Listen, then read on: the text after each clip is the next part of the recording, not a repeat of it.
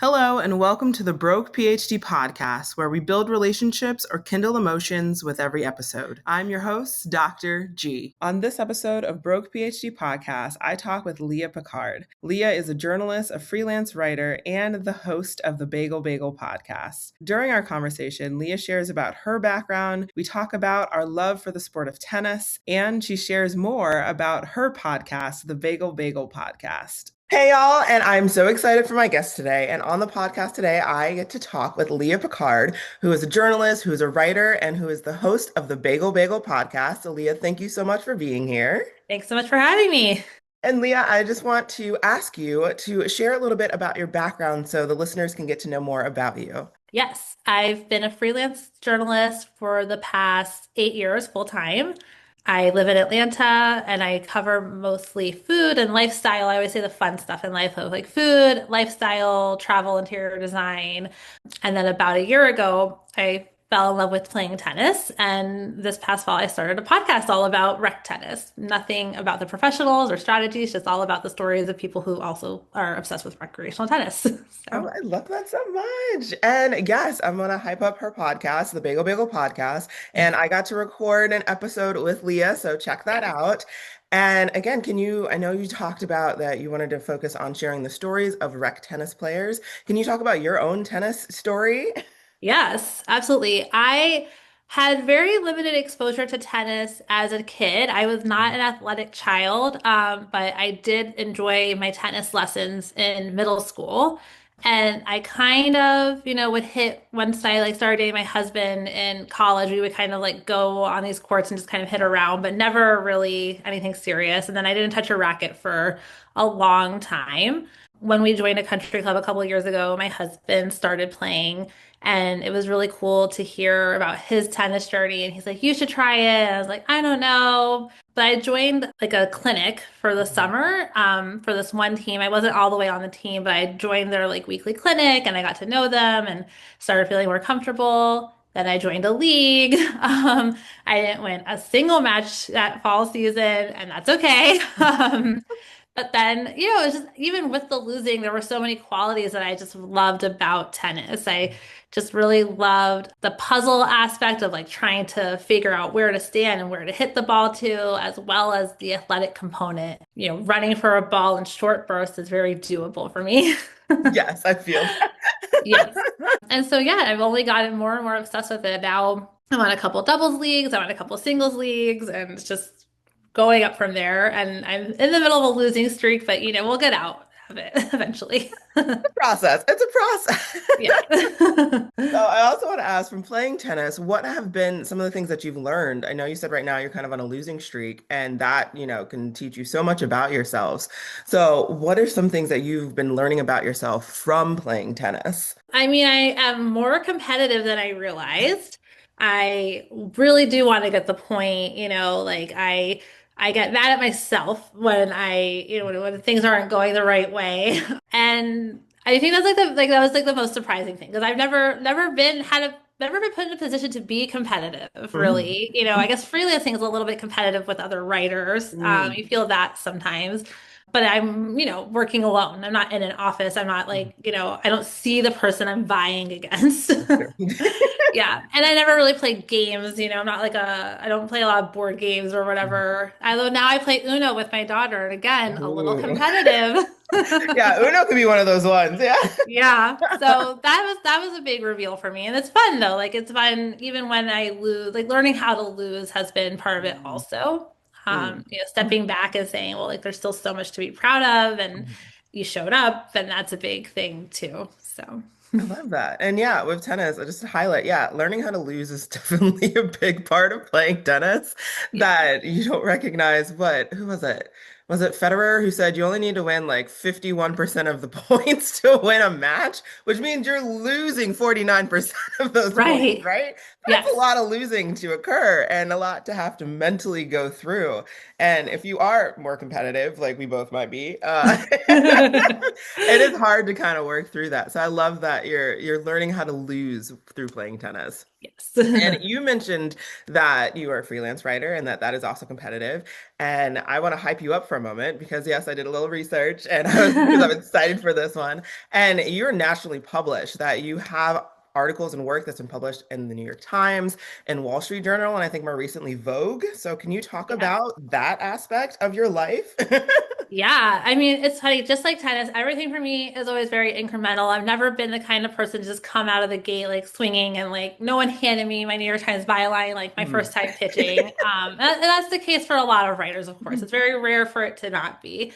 I had studied education. Mhm. Actually, like journalism is not my academic background. I had studied education and then pivoted just through moving and different things. Ended up working in the nonprofit world for a little bit, and I had a food blog on the side. And as I developed that food blog, I was like, well, I want to try writing for different publications. And I started on a very local level. And then from there, I took an online pitching course, which kind of helped me craft, my emails to editors. Because for those who don't know how a freelance writer works, is like I have an idea. Let's say I think we want to talk about like the 10 best tacos in Atlanta, and I'll send that to an editor and tell her or him why that's a good idea, and they'll say yes or no, or they won't reply at all. Okay. Um, Okay. so, and then that's how that works. And so as I got, as I became a better writer on the local level, I was able to start developing stronger pitches for national publications. And over time, it just kept growing. And as you get more comfortable, you start thinking, yeah, I can pitch the New York Times. And oh, okay, I had landed one with the New York Times. Okay, I can do it again. And then you do. So, yeah. Cool. And thank you for sharing that process because I personally didn't know like how that kind of weaves and what you kind of do to get there. And I love that you also come from education and how that kind of was the beginning, but then it kind of morphed into now journalism and freelance writing. And yeah, that's cool. I didn't know that you had to take the time to like email it out. And I guess that makes sense because obviously how they're going to find your stuff if you don't send it to them. And sometimes they will. Like sometimes now that I'm like, so farther into it, I Mhm. will get an email from a publication who's like, we're looking for an Atlanta writer to talk Mhm. about, an itinerary, what to do in Atlanta for a few days. Like, and you have this background, you want to do it. And I'll Mhm. say yes. So Oh, okay. I love that. yeah. So then as you became more established, you're able to have people kind Mhm. of reach out to you about it. Yes. Okay, that's really cool. Yeah. So if Yeah. y'all are hearing this and you're interested, I am gonna have Leah's contact information and social media platforms and all those things in the description box. So feel free to reach out and also have her podcast information down there too. And I just like hype people up and there's all of that. So now I want to pivot back to your podcast. So with this, and I know you wanted to just share the life stories of people playing tennis, but kind of can you give kind of the background of that specifically and talk about the podcast a little bit more? Yeah, so like you mentioned, I wrote for Vogue. I did have something Mhm. published in Vogue. I had an essay about my love of tennis Mhm. published in Vogue later, like late summer. Mhm. And in doing that and talking about how I started playing tennis in my late 30s and everything I kind of talked about with like losing and all that, I got so many responses from people and so many people were sharing it. It was so cool. Or I met someone who was like, "Oh, like this like influencer shared your Vogue essay. I've heard your Mhm. name before." And so Aw. it really resonated with a lot of people. And concurrently, I've been wanting a long-term project to sink my teeth into because freelancing is fun, but it is also a grind, and Mhm. this economic climate, it's really getting more challenging to get those yeses. Mhm. And I don't have a book idea. That's like, a lot of people think is like, oh, what about a book? It's like, well, you need an idea for a book, and I don't have one.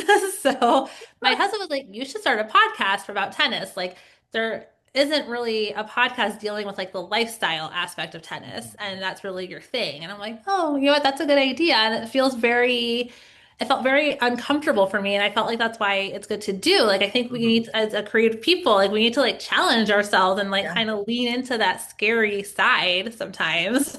Yeah. And I took the plunge, and I had a friend who was very kind and kind of gave me her blueprint for what had set her up on her podcast. And I kind of copied and pasted and looked at a lot of Reddit and went like kind of like the middle road of what you can do in podcast land.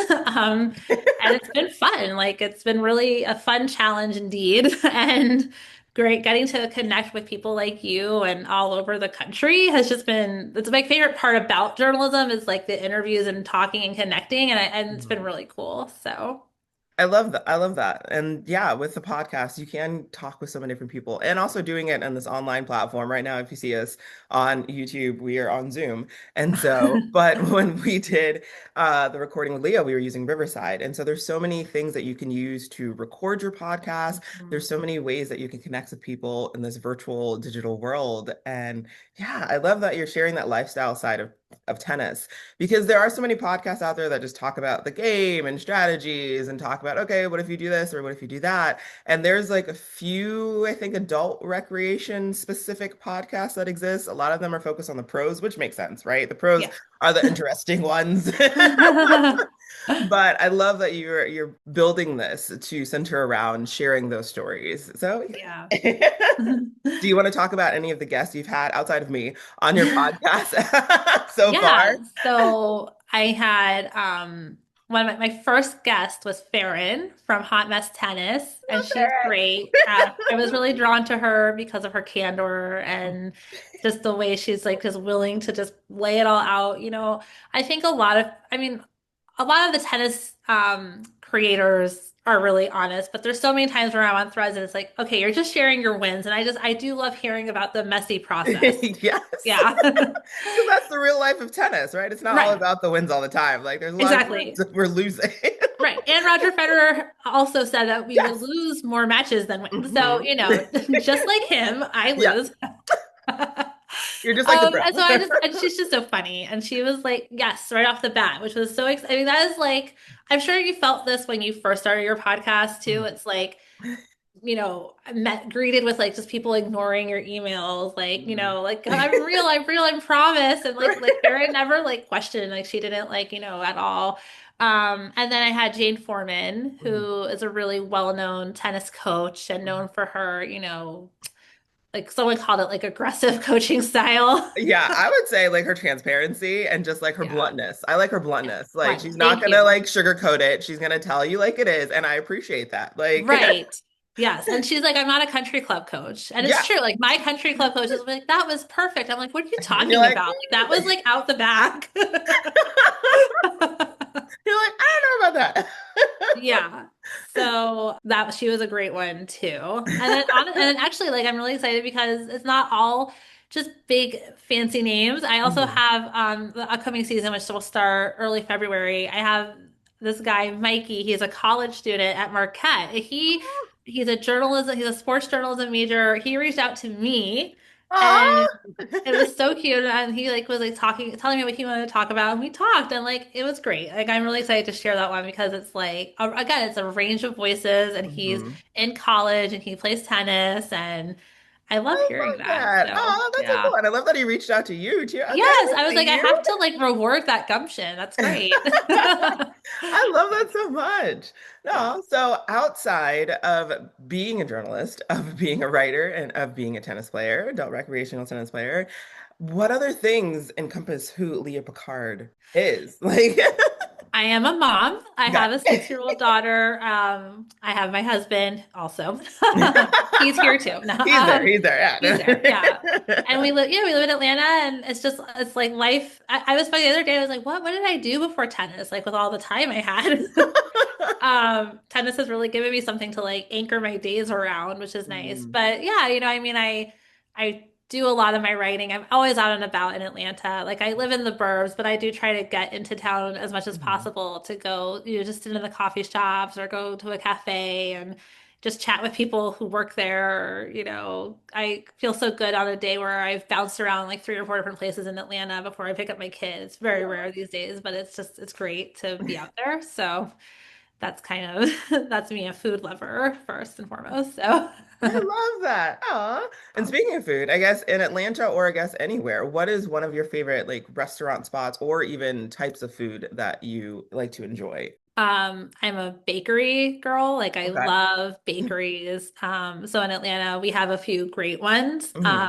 My favorite one is Little Tart and there's a few different locations, and they have seating, which is kind of funny to say, but a couple of my other favorite bakeries don't have seating, so I Mm. it's hard for like you have to plan strategically how you do Mhm. it. But Little Tart also has just like a really beautiful sunny cafe and there's plants hanging and it's just like such a good vibe, you know?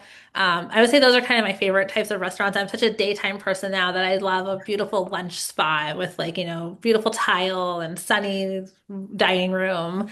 But I'm also really drawn to like Southeastern Asian flavors. Like there's a Laotian restaurant down the street that's really great. Thai, those are Yeah. constantly in my rotation.